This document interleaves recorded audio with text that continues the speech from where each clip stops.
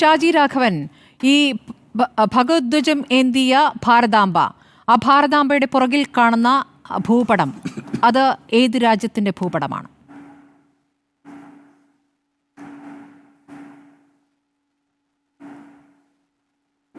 അത് ഞാൻ അതിലേക്ക് വരാം.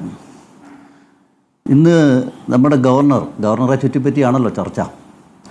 നമ്മുടെ സംസ്ഥാനത്തിൻ്റെ ബഹുമാന്യനായ ഗവർണർ ആർലേക്കർ അദ്ദേഹം കഴിഞ്ഞ ദിവസം ഒന്ന് രണ്ട് കാര്യം വളരെ വ്യക്തമാക്കി. അതിലൊന്ന്, കഴിഞ്ഞ ദിവസം ഗുരുമൂർത്തിയെ പോലുള്ളവർ വന്ന് ക്ഷണിക്കപ്പെട്ട ഒരു സദസ്സിന് മുമ്പിൽ ഒരു ഇൻ്റലക്ച്വൽ മീറ്റായിരുന്നു അത്. അവിടെ അദ്ദേഹം പ്രസംഗിച്ചു. അതൊരു പ്രശ്നമാക്കി. അതിനുശേഷം മന്ത്രി പി പ്രസാദ് അദ്ദേഹം അവിടെ ചെല്ലുമ്പോൾ ഒരു ഫോട്ടോ കാണുന്നു, ഭാരതാംബയുടെ പടം കാണുന്നു, അദ്ദേഹത്തിന് ബുദ്ധിമുട്ട് വരുന്നു, അദ്ദേഹം പോയിട്ട് തിരിച്ചു വരുന്നു, അല്ല അദ്ദേഹം അവിടുത്തെ പരിപാടി ബഹിഷ്കരിക്കുന്നു. ഈ കാര്യത്തിൽ ഗവർണർ നിലപാട് വ്യക്തമാക്കിയിട്ടുണ്ട്. അതിലൊന്ന്, ഈ തരത്തിലുള്ള ഇൻ്റലക്ച്വൽ മീച്ചുകൾ ഇനിയും ആവർത്തിക്കും, കൃത്യമായ ഇടവേളകളിൽ നടത്തും. കേരളത്തിൻ്റെയും രാജ്യത്തിൻ്റെയും പൊതുവായ വിഷയങ്ങൾ, ധനകാര്യം ഉൾപ്പെടെയുള്ള വിവിധങ്ങളായിട്ടുള്ള മേഖലകളിൽ ഒരു കൂട്ടായ്മ, അത് ഗവർണറുടെ രാജ്ഭവനിൽ ഞാൻ ഇനിയും നടത്തുമെന്ന് അദ്ദേഹം സൂചിപ്പിച്ചിട്ടുണ്ട്. ഇതൊക്കെ ഗവർണർ പറഞ്ഞതാണ്. അദ്ദേഹം പറഞ്ഞൊരു കാര്യത്തെ പറ്റിയിട്ട് തിരുത്തി പറയാനോ അതിനെ അനുകൂലിക്കേണ്ട കാര്യമൊന്നും എനിക്ക് വസ്തുതാപരമായ ഒരു പിശകുണ്ട്. മന്ത്രി പി പ്രസാദ് അവിടെ പോയി കണ്ടു മടങ്ങുകയല്ല ചെയ്തത്. ആ പരിപാടിയുടെ വിവരങ്ങൾ അയച്ചു തരാൻ പറഞ്ഞപ്പോൾ ഓരോന്നായി അയക്കുന്നു. ആദ്യം ചടങ്ങ് വേറെ രൂപത്തിലായിരുന്നു, രണ്ടാമത് രാത്രി ആയപ്പോൾ ചടങ്ങ് മാറ്റുന്നു. അതുകൊണ്ടാണ് ഞാൻ പറഞ്ഞത്, ആ ഡീറ്റെയിൽസ് അയച്ചു കഴിഞ്ഞപ്പോൾ ആ ചിത്രം അയച്ചു തരാൻ പറഞ്ഞു. ആ ചിത്രത്തിൽ എതിർപ്പുണ്ടായതുകൊണ്ട് പങ്കെടുത്തില്ല. ഇനി പറഞ്ഞോളൂ.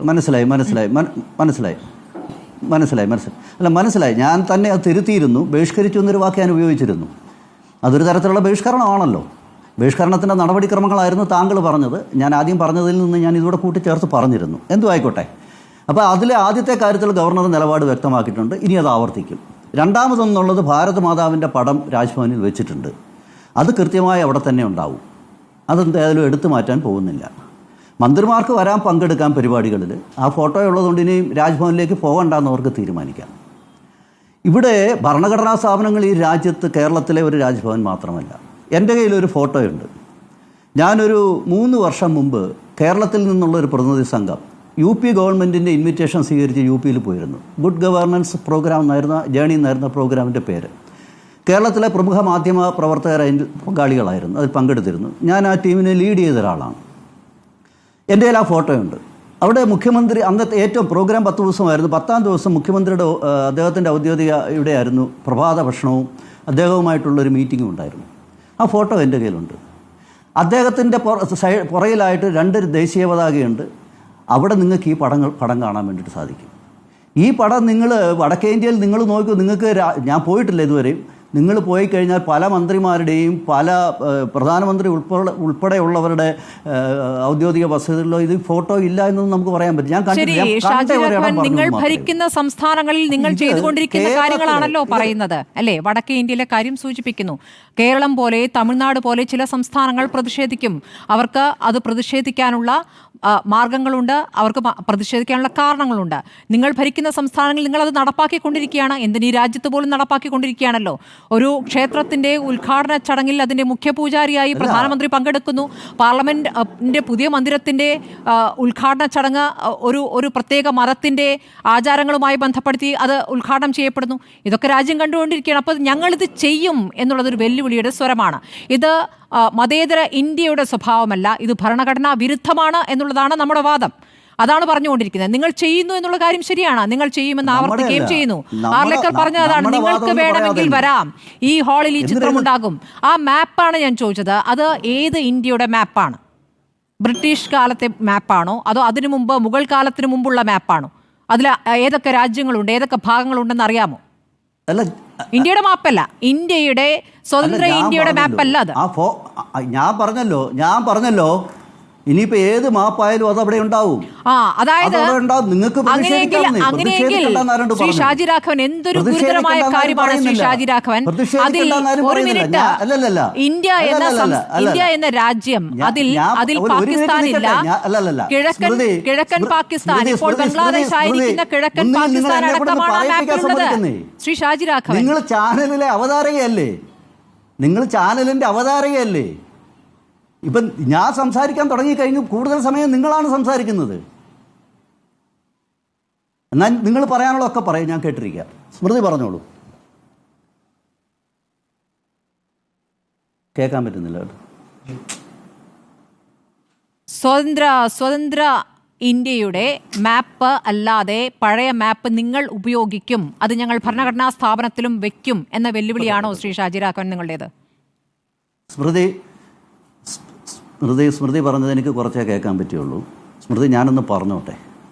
ഇതിപ്പോൾ നമ്മളിത് തീർത്തിട്ടെങ്ങും പോകാൻ പോകുന്നില്ലല്ലോ. ഞാൻ കാര്യങ്ങൾ പറഞ്ഞു തുടങ്ങിയതേ ഉള്ളൂ.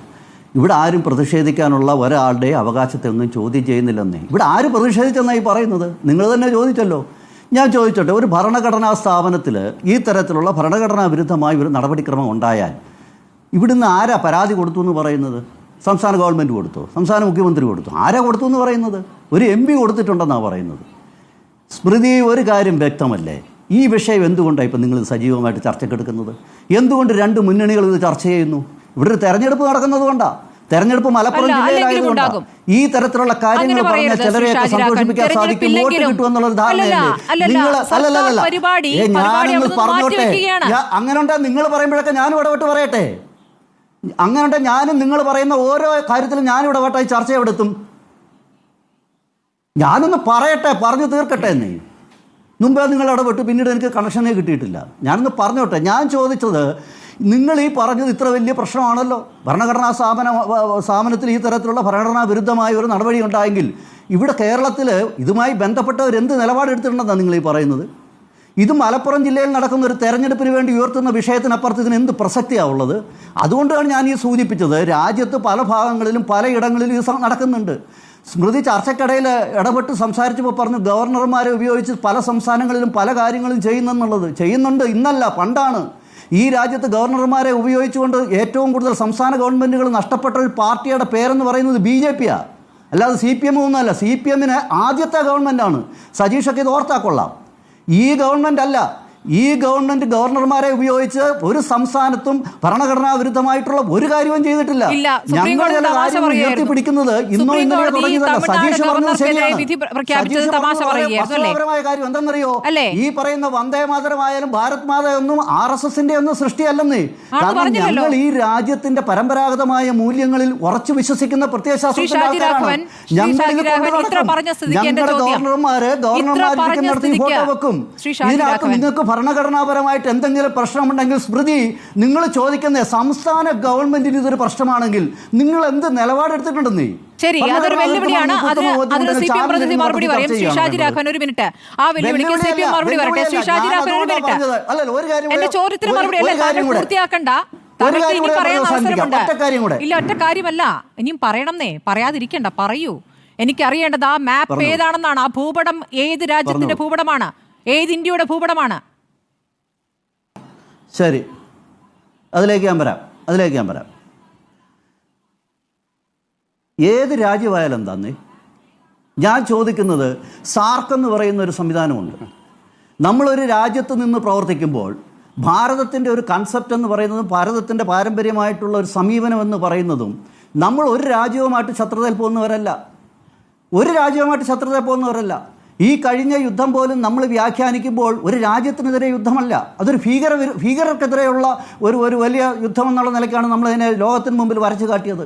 ഇത് ഇന്ത്യയുടെ സമീപനമാണ്. 2014 നരേന്ദ്രമോദി അധികാരത്തിൽ വരുന്ന സമയത്ത് സത്യപ്രതിജ്ഞ നടന്ന് ചരിത്രത്തിൽ ആദ്യമായി ഇന്ത്യയിൽ സാർക്ക് രാജ്യങ്ങളെ വിളിച്ചു. അറിയുമോ ഈ സാർക്ക് രാജ്യങ്ങളിൽ ആരൊക്കെയാണ് ഉള്ള രാജ്യങ്ങളെന്ന്? ഈ സാർക്ക് രാജ്യങ്ങളെന്ന് പറയുന്നത് ഇന്ന് നാമൊക്കെ ഈ പറയുന്ന അഖണ്ഡ ഭാരത സങ്കല്പത്തിൽപ്പെട്ട രാജ്യങ്ങളാണ്. അപ്പോൾ ഒരു രാജ്യത്തിൻ്റെ അതിർത്തി വെട്ടിപ്പിടിച്ചുകൊണ്ട് ജോഗ്രഫിക്കലായിട്ട് അത് വെട്ടിനിരത്തിക്കൊണ്ട് ഈ രാജ്യത്തിനോട് ചേർക്കുക എന്നുള്ളതല്ല. ലോകത്തിൻ്റെ 1/5 ജനവിഭാഗം വസിക്കുന്ന സ്ഥലമാണ് ഭാരതം. ഈ വലിയ ഭൂപ്രദേശത്തെ റെപ്രസെൻ്റ് ചെയ്യുന്ന സാർക്കിന് നേതൃത്വം കൊടുക്കുന്നുണ്ട് നമ്മൾ. അങ്ങനെയുള്ള ഒരു രാജ്യവും അതുമായി ബന്ധപ്പെട്ടുള്ള ഒരു നിലപാടെടുക്കുമ്പോൾ നമ്മളെ സംബന്ധിച്ച് വലിയ ചിന്തയാണുള്ളത്. നിങ്ങൾ ഈ പറയുന്ന ഇന്ത്യ ഇന്നലെ കോൺഗ്രസിന്റെ ഒരു പ്രതിനിധി എന്ന് പറയുന്നത് വേറെ ആരെങ്കിലും ആ മാപ്പിൽ എന്തെങ്കിലും ഒരു അറിയാതെ പോലും എന്തെങ്കിലും പിഴവ് വരുത്തിയാൽ അവർക്കുള്ള ശിക്ഷ എന്താണെന്ന് അറിയാമല്ലോ. ഈ മാപ്പിലും നിങ്ങൾ പറഞ്ഞത് പ്രകാരമാണെങ്കിൽ ഇതിൽ കശ്മീരില്ല. കാരണം കശ്മീർ 47 ശേഷമാണല്ലോ ഇന്ത്യയുടെ ഭാഗമാകുന്നത്. കശ്മീർ ഇല്ല, അതുവരെ അതൊരു മറ്റൊരു നാട്ടുരാജ്യമായിരുന്നു. ഹരി സിംഗ് എന്ന രാജാവ് ആവശ്യപ്പെട്ടതനുസരിച്ചാണല്ലോ കശ്മീർ ഇന്ത്യയുടെ ഭാഗമായത്. അപ്പോൾ കശ്മീർ ഇല്ലാത്ത ഇന്ത്യയുടെ, ഇപ്പോൾ കശ്മീരുമായി ബന്ധപ്പെട്ടാണല്ലോ നിങ്ങൾ ശക്തമായ നിലപാടെടുക്കുന്നത്. പറയട്ടെ, ചോദ്യം ചോദിക്കുന്നത് കേൾക്കൂ ആദ്യം. ശ്രീ ഷാജി രാഘവൻ, ചോദ്യം ഒന്ന് കേൾക്കൂ. നിങ്ങൾ ഈ സാർക്ക് രാജ്യങ്ങളുടെ ഭൂപടമല്ലല്ലോ ഇവിടെ ഭരണഘടനാ സ്ഥാപനമായ രാജ്ഭവൻ വെക്കേണ്ടത്. അല്ലെ, നിങ്ങളുടെ സങ്കല്പം വെക്കാനുള്ള സ്ഥലമല്ലെന്നേ രാജ്ഭവൻ. നിങ്ങളുടെ സങ്കല്പം നിങ്ങളുടെ RSS കാര്യാലയത്തിൽ വെക്കൂ. അതെങ്ങനെയാണ് രാജ്ഭവൻ വെക്കുക?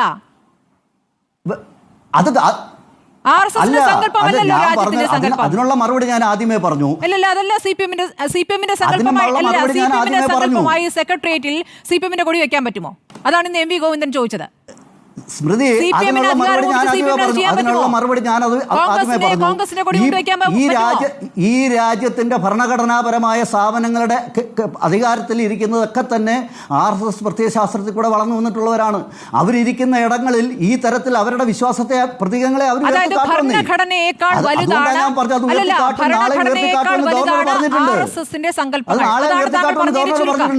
പക്ഷെ നമ്മൾ കാര്യം മനസ്സിലാക്കേണ്ടത്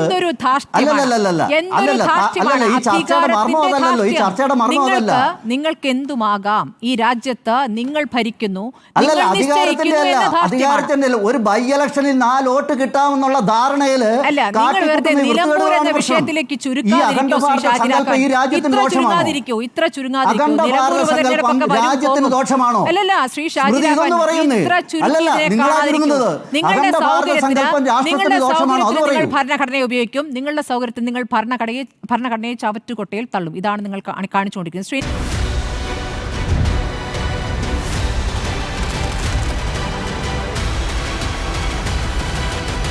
ഡിബേറ്റ് വിത്ത് സ്മൃതി പരുത്തിക്കാട്.